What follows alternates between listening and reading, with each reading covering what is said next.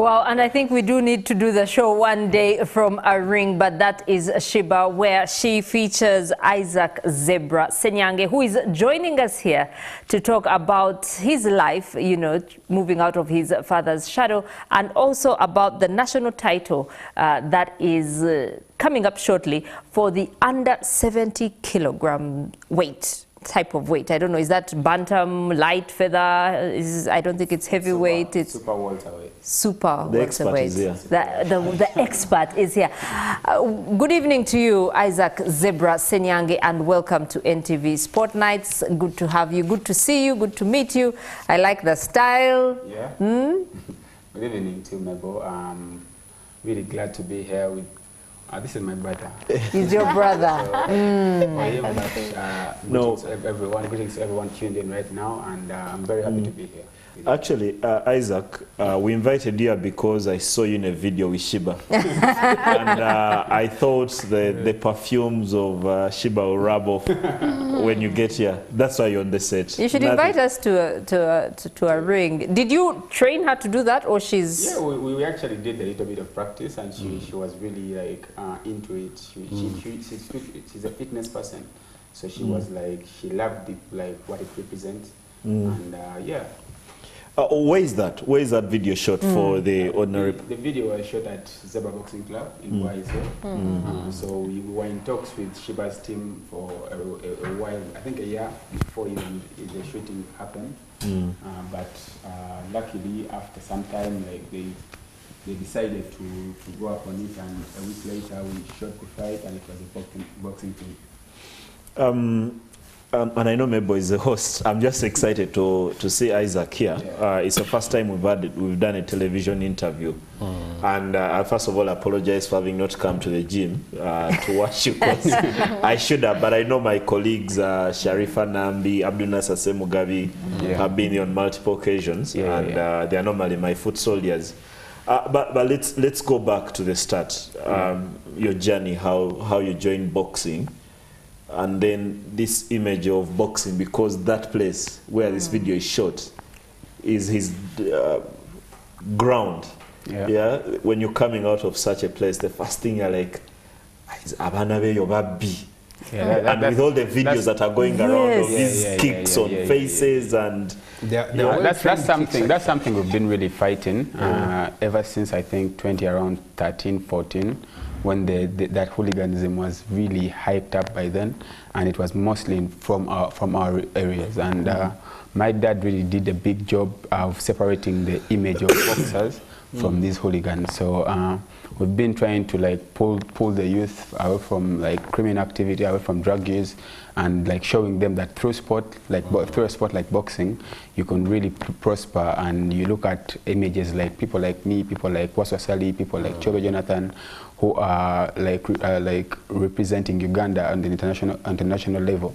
And when these people also see this, and they're saying the people that were with them maybe 5 years ago are like prospering in this accord, and they are not doing any wrong thing, and Isaac Zebra is going to UAE and the UK fighting and getting paid for what he's doing. So we are really becoming role models for these guys, and at least trying to push them into a better direction. Okay. Yeah. And perhaps everyone who is watching the show, when he says my father, all of you understand. This is a son to Zebra Sssenyange, who was killed in cold blood some years back. A boxer who served his sport more diligently than many, especially that he fought for a very long time, both as an amateur and as a pro, represented Uganda at multiple events. Also very helpful for some of us in the media. Exactly. When he was at an event in Logogo, you knew your camera was safe. I know many journalists would can attest to bring back that he had that kind of relationship. I got to know him a lot in his later life when I was working in the National Council of Sports, because he always drove into Logogo with a car that wasn't in a very good condition, but and I always wondered why police don't stop him and stop our relatively older cars instead of. I actually want to come in, especially on that point of police. I have two 2 points I want to raise with you, Isaac. Yes. The police and you, the boxers in that area, do they come to you to help them fight crime? Because when you see, for example, the kick that I saw the other day on TV, if it was a sport, it was a brilliant kick, but it wasn't for sport. It was you see what happens with us, like as long as you're someone to deal with like martial arts and combat fighting. Now, the person they kicked was someone who is untrained, first of all, and they weren't attentive. That's why it's so effective. Yes. Because someone's like minding their business, walking back home, they have a lot of work stress and all that. So it's abrupt, you don't even see it coming. That's why it's so effective and so damaging. So you see that these kids, they are not trained. It's trending on TikTok and everywhere, but he's not trained on anything. That kick is not even like something that's why for us who like are trained and know that like the damage you can do to people, like we are disciplined in some kind of way. Like you find a boxer, you find a professional boxer, a professional fighter, and you cannot see them like provoking everyone. They're always silent and in their own zone, in their own lane. So, but these kids who don't know anything, who like just watch videos of TikTok and YouTube and everywhere, and like try to practice this stuff, are the ones that are going out there doing drugs and trying to take people out of their things. So, but to answer this question, do the police come to you for help? Because some could have tried with you and maybe they left. We've had several people. Like I won't say that it's been a clean slate. We've had several people like try to come into and learn some skills and also now go and turn to crime. But we've worked hand in hand with the security guys to differentiate ourselves from them. And if we have someone who has been with us, we identify them that, oh, this and this person has been with us, but now they're not moving in the direction that we as an organization are going into, because we as sportsmen, we are a boxing club, a boxing gym, and what we do is for the benefit of these kids, benefits of these youth, to go and represent the country, to make it a career and all this stuff. So when this happens, it actually happened that sometimes we had spies coming from police, from all these security organizations, but when they brought it in people and they tried to like see whether we were people who were like instigating or doing something like that, like a coup. It's some clique of criminal masterminds. They realized that we were like only based on like boxing for growth and boxing for development. Thank you. Just let me finish. Thank you for that. Better, you're a brilliant communicator. Good stuff. I'm enjoying your submissions. We haven't even discussed why he's here. We've made him a representative. Actually, my question, I have no problem, like, because it's my sport. My question is exactly why he's here. Your dad, his name is big in boxing. Very. In sport, actually. You carrying that name and you stepping into the ring, it's quite heavy. Very heavy. Do you embrace it in terms of going to the ring? It inspires you, or does it weigh heavy on you? What do you enjoy it? And maybe briefly before I answer, to piggyback on his, I also want to know your dad, having been that big, and of course to add on what you said, fighting crime and usually helping us journalists in some way or the other. Have you, as Zebra Boxing Club and all the other members, picked up some of what he used to do and maybe to carry on and also keep his legacy?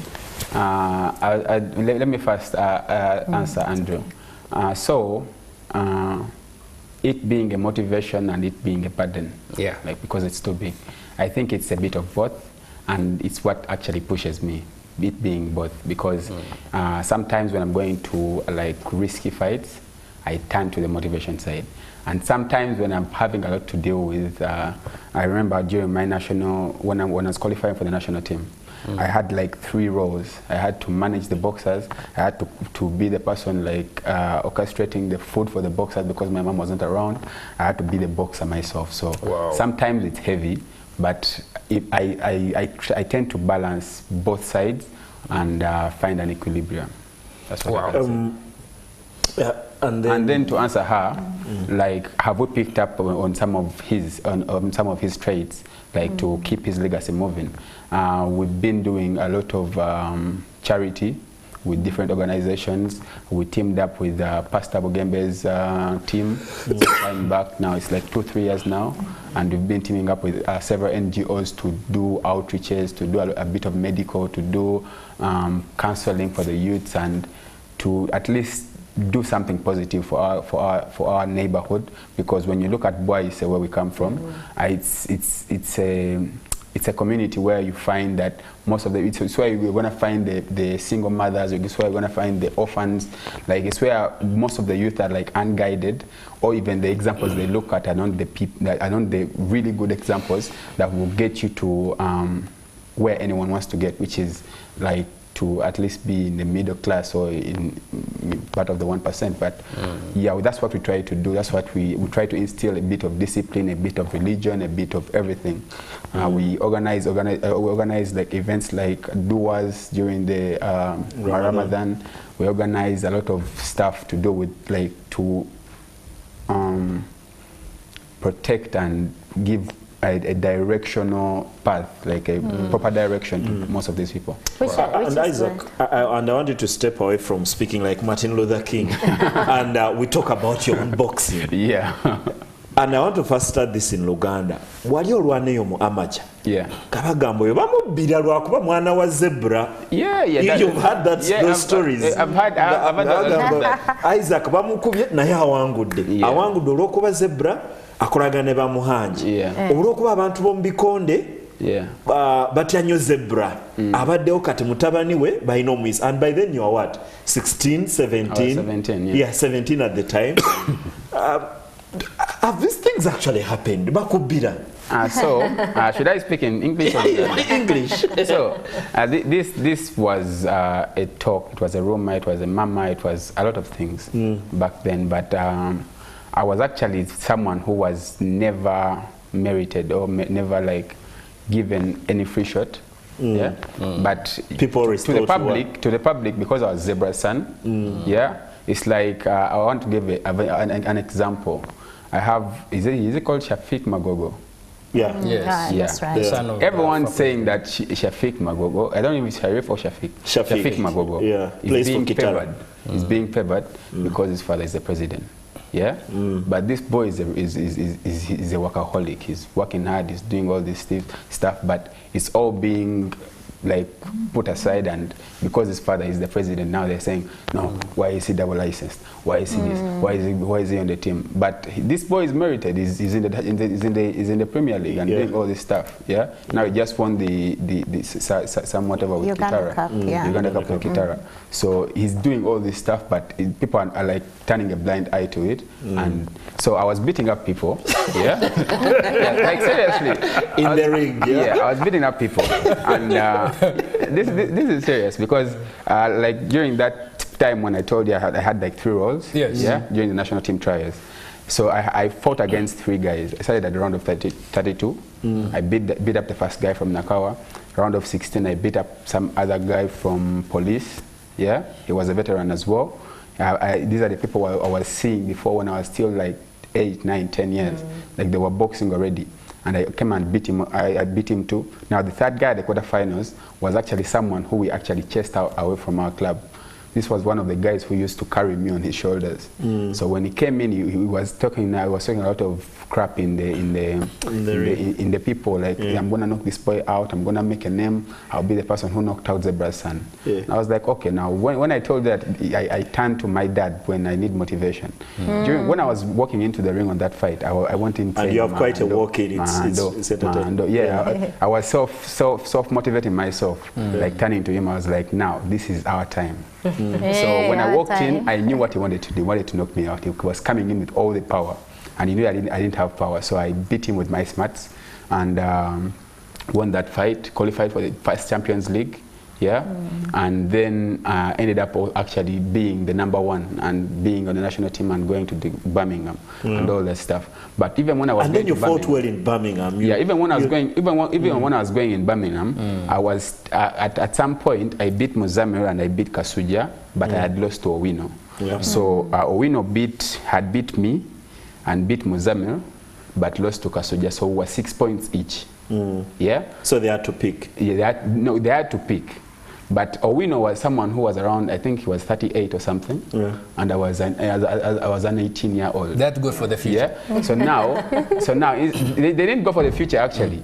They said, because one of the officials said that if we put there Isaac Zebra, everyone will say, oh, they're putting there Isaac Zebra because of his father. Son, And so they told me, you have to do a trial.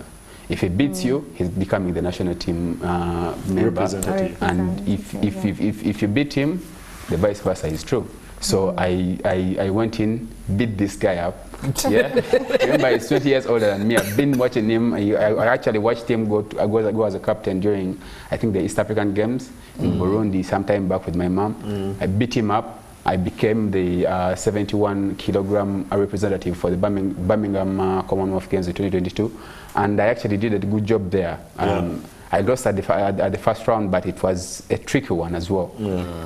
So I've been doing all this stuff. Went to the World Championships, self-funded, off my own people, and did a great job. I won. I broke a non-winning streak of 15 years since 2007. To 2023. No Ugandan had won at the World Boxing Championships other than Isaac Zebra. And I went there alone, no coach, no manager, no one to help me with travel, no one to help me with anything. But you are carrying off. And those are the pictures on the screen, yeah? These are all the roles I'm telling you that I'm forced to handle because of the Zebra name. And Zebra, before you came, we were talking about how Ugandan athletes get overwhelmed by the atmosphere out there, given that we don't have enough infrastructure here, we don't have the facilities like you see when you go into the world. You were in Birmingham, you have been at the World Championships. What is your experience as an athlete when you go out there? So the right gloves, the right boxing shoes. I think I'm someone who has been blessed. Being the fact that I grew up around the gym, so some things like equipment weren't a burden for me because my dad was a boxer, so my mom was a boxing coach, my uncle was a boxing coach, or still are boxing coaches. So, and I was around the gym, so there was equipment, there was the right people to look up to, there was the right technique to copy, the technical people to copy from. So I'm someone who is on the right side of that coin. But then Isaac, these days I hear a lot of sponsoring myself. No, for me, because I've seen you talk about that World Boxing Championship that you went for, and I remember we're sharing a story before you came on set about you fighting in Abu Dhabi earlier in the year because now you've turned pro. And I'm always thinking the cost of doing this. Before coming here, for example, I remember did an interview that involved Ronald Rugumayo, the golfer. And his manager, Peter Mujuni, was telling me they've spent over 20 million shillings that they do not have to get him to a tournament where they hope that he can do well and make the cut. They don't even think about the prize money. That is not, that's not the target. Just making they need to get tickets. And government the other day was promising, I think Peter Gwang at the ABSA Captain's Bail at Chitante was promised that government will give him 100 million shillings over the year, but that is 5 tournaments. If a golfer gets 100 million for 5 tournaments, nothing. It's a drop in the ocean. Because I would imagine Rugumayo needs to play at least 30 tournaments a year for him to get to a level where then it becomes profitable for him as a person and then as Uganda as a country. And this is someone who walks out there wearing branding of Air Rwanda, Rwanda Air, because Rwanda Air has given him air tickets and Uganda Airlines hasn't.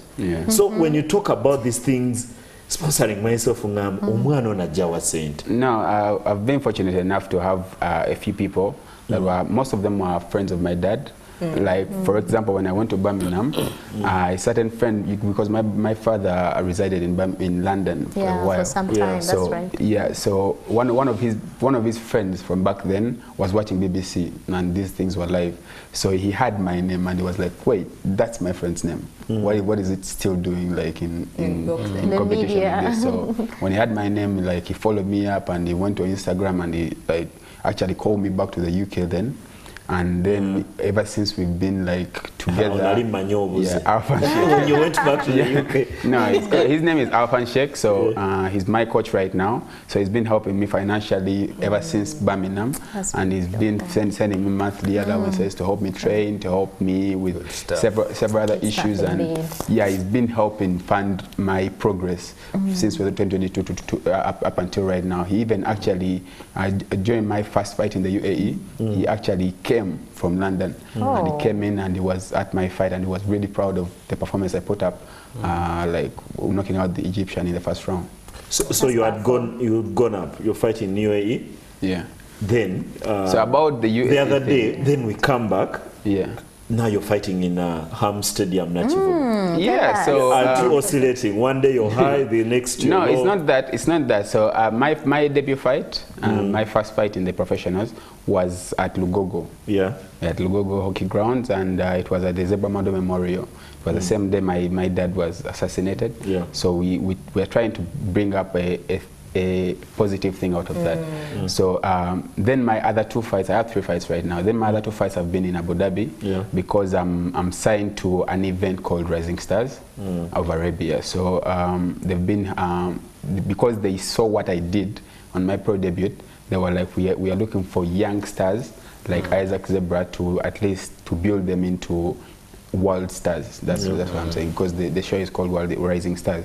So they signed me up, and they've been helping me like with these fights, with funding, with financing and everything, and all the flights I'm going on, it's them 100%. Isaac, when you close your eyes, where do you see yourself in the next 5 years?